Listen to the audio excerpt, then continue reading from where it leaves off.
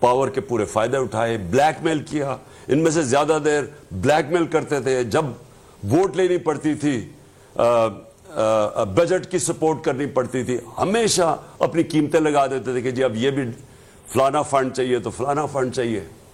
اور اس کے بعد انہوں نے اس وقت غداری کی، قوم سے غداری کی، اپنے جو اندر لوگوں کو وہاں پیسے کھل کے پیسے دیے جا رہے تھے ساری قوم کے سامنے. مجھے ابھی بھی افسوس ہے کہ ہمارے سپریم کورٹ کو تب سوچنا چاہیے تھا. انہوں نے ہماری اسپیکر کی رولنگ کو مسترد کر دیا، سپریم کورٹ نے فیصلہ کیا، چلے ان کا فیصلہ ہے، 12 بجے عدالتیں بھی کھول لیں، چلے ٹھیک ہے. لیکن ساری قوم کے سامنے جب اتنا بڑا ظلم ہو رہا تھا، عوام کا مینڈیٹ چوری ہو رہا تھا، اب پیسے لے کے اپنے آپ کو بیچ رہے تھے، تو تب تو کوئی عدالت نہیں ہماری اس کے اوپر نہیں آئی.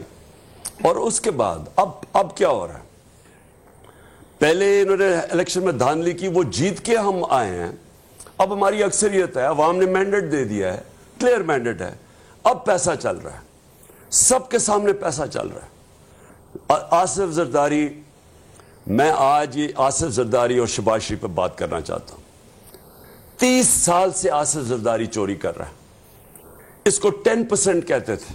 اسی شہباز شریف اور نواز شریف نے اس آصف زرداری کو 2 دفعہ جیل میں ڈالا کرپشن کے اوپر. ان کی سٹیٹمنٹس پڑھیں کہ یہ آصف زرداری کو کہتے تھے کتنا بڑا چور ہے، اور وہ آصف زرداری ان دونوں کو کتنا بڑا چور کہتا تھا. ان کے اوپر باہر کے اخباروں کے اندر مضمون چھپے ہوئے ہیں، ان کے اوپر ڈاکیومنٹری فلمز بنی ہوئی ہیں ان کی چوری کے اوپر.